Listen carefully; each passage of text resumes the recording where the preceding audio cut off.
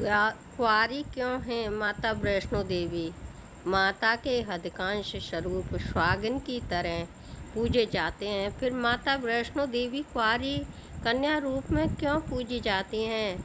त्रिकुट पर्वत पर विराजने वाली माता वैष्णो देवी का धाम यह जगदम्बा का जागृत पीठ है। माता वैष्णो देवी के भक्त दुनिया भर से आते हैं और माता से मनोकामनाएं पूर्ति का वरदान लेकर जाते हैं। माता वैष्णो देवी में सिंदूर चढ़ता है, सुहाग का आशीर्वाद भी मिलता है, परंतु माता कुंवारी रूप में है। इसके पीछे एक पौराणिक कथा है जो इस प्रकार से है। त्रेता युग की बात है कि दक्षिण भारत में रामेश्वरम में समुद्र तट पर एक रत्नाकर शिवजी और माँ आदि शक्ति के बड़े भक्त थे। गांव शहर में रत्नाकर का नाम तो बहुत था, पर इन्हें कोई संतान न थी। रत्नाकर की पत्नी हमेशा माँ आदि शक्ति से संतान प्राप्ति के लिए प्रार्थना करती रहती थी।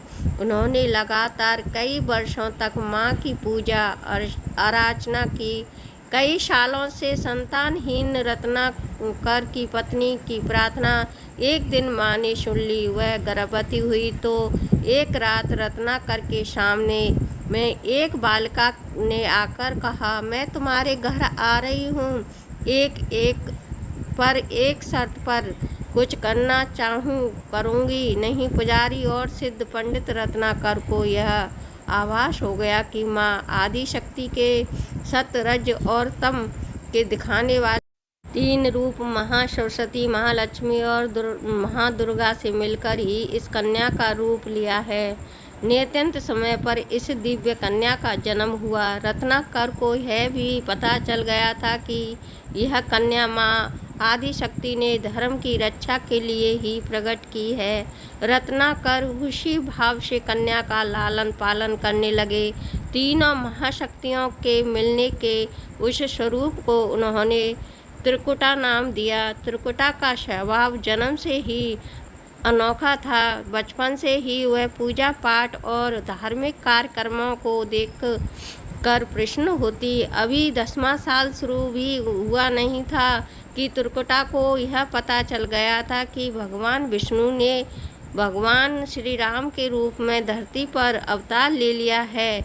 त्रिकुटा ने यह व्रत ले लिया था कि वह भगवान श्री राम से ही विवाह करेगी, अन्यथा आजीवन अविवाहित रहेगी। त्रिकुटा ने अपने पिता से कहा कि वह रामेश्वरम के तट पर रहकर तपस्या करना चाहती है।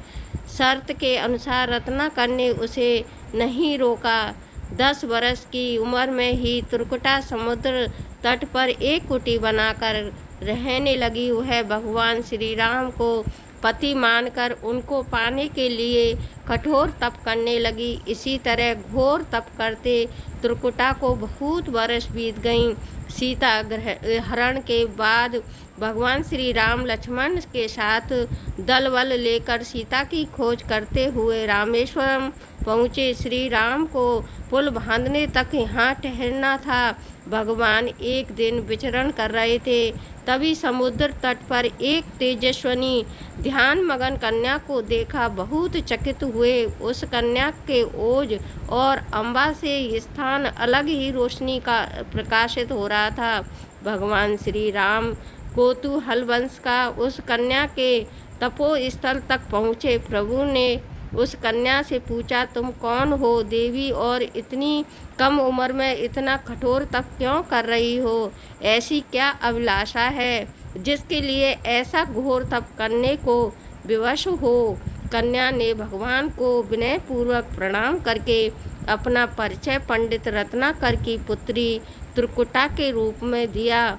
फिर अपनी प्रतिज्ञा बताई। त्रिकुटा जान गई थी कि उनके सामने साक्षात भगवान श्री राम ही खड़े हैं, इसलिए उन्होंने निवेदन किया कि आप मुझे पत्नी के रूप में स्वीकार कर लें। इस पर भगवान श्री राम ने कहा, यह संभव नहीं है। मैं एक पत्नी के रहने का संकल्प से बंधा हूँ। अपनी पत्नी के अपहरणता को दंड देने के लिए यहाँ तक सेना सहित आया हूँ। त्रिकुटा को यह सुनकर आघात पहुँचा। उन्होंने अपने कठोर तप का वास्ता दिया और भगवान से विवाह करने की पुनः याचना की। त्रिकुटा ने कहा, प्रभु, क्या मेरा यह तप व्यर्थ गया? मेरे तप में वह शक्ति नहीं है आपको प्राप्त कर सकूं। मेरा तप अभी कम है तो मैं इससे और कठोर तप करूंगी और तब तक जारी रहूंगी, तब तक मेरी अभिलाषा पूरी नहीं हो जाती। भगवान ने कहा, जब मैं सीता का पता लगाकर लौटूंगा तब तुम्हारे पास आऊँगा। यदि तुम मुझे पहचान लोगी तो मैं तुम्हारी इस बात पर सही निर्णय करूँगा। त्रिकुटा को इस बात से बड़ी प्रसन्नता हुई कि उनका तप सफल है। भगवान ने उन्हें वरण का एक आश्वासन दिया। इस प्रसन्नता के भाव से भरकर त्रिकुटा का उत्साह और बढ़ गया। उन्होंने और कठिन तप करना आरंभ किया। उनके तप का प्रभाव ऐसा था कि उनकी कुटी के आसपास का पूरा क्षेत्र एक अलग प्रकाश से प्रकाशित होता था।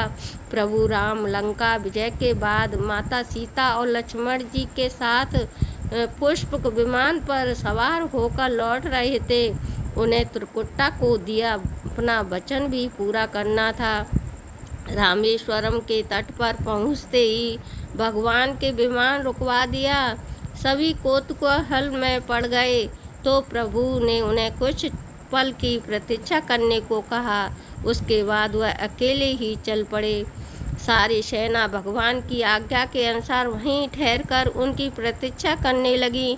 श्री राम एक अत्यंत बूढ़े ब्राह्मण का भेष बनाया और देवी त्रिकुटा के पास पहुँचे। प्रभु उनके पास कुछ पल रुके पर त्रिकुटा उन्हें पहचान न सकी। भगवान उन्हें अवसर दिया पर उनकी लीला को देवी त्रिकुटा भाप न पाई। तब भगवान श्री राम अपनी असली रूप में आ गए। उन्होंने त्रिकुटा से कहा, देवी, मैं आपको दिए वचन के अनुसार आपके पास आया था, परंतु आप इस परीक्षा में सफल न हो पाई। वैसे भी इस जन्म में सीता से विवाह कर मैंने एक पत्नी व्रत का प्रण लिया है, इसलिए तुम्हारे साथ विवाह तो असंभव ही था। देवी त्रिकुटा कुछ निराश हो गई। भगवान ने उनकी मन स्थिति समझ ली और मधुर वचन में बोले, आपको निराश होने की आवश्यकता नहीं है। आपका संकल्प पक्का है, इसलिए मैं इसे खाली नहीं जाने दूंगा। इस युग में मैं व्रतधारी होने के कारण विवश हूँ। कलयुग में मैं जब कलगी के रूप में अवतार लूँगा तब मैं तुम्हें अपनी पत्नी के रूप में अवश्य स्वीकार करूँगा। तब तक तुम हिमालय स्थिति त्रिकुट पर्वत पर जाकर तप करो और मेरे अवतार की प्रतीक्षा करो। भगवान ने उन्हें वरदान देते हुए कहा, तुम भक्तों के कष्ट और दुखों का नाश करते हुए इस संसार का कल्याण करती रहो। विष्णु का अंश होने, उनके कुल में अवतार लेने तथा विष्णु पूज्य होने के नाते सारा संसार माता वैष्णो के रूप में पूजेंगे। कलयुग में तुम्हारे लिए कुछ भी अधीर नहीं होगा। जो भी भक्ति भाव से तुम्हारी पूजा अर्चना करेंगे उन्हें तुम सर्व स्वयं प्रदान करोगी। भगवान श्री राम यह वरदान देकर चले गए। त्रिकुटा श्री राम से मिले इस वरदान से अत्यंत प्रसन्न थी। उन्होंने प्रभु के आदेश अनुसार संसार के कल्याण का संकल्प लिया। त्रिकुटा उत्तरी भारत के मणिक पर्वत श्रृंखला की 3 पहाड़ों वाली त्रिकुट पर्वत पर तप के लिए आ गईं। वहीं माता वैष्णो देवी के नाम से विराजमान हैं। श्री हरि का वरदान होने के कारण वैष्णो माता भक्तों की सभी मनोकामनाएं पूरी करती हैं। इसलिए माता का स्वरूप कुंवारी का है। वह श्री हरि बल के अवतार की प्रतीक्षा कर रही हैं। उस अवतार के बाद भगवान उन्हें स्वीकारेंगे। यदि आपको यह पौराणिक कथा अच्छी लगी हो तो लाइक करें, सब्सक्राइब करें और इस चैनल को शेयर करें। धन्यवाद।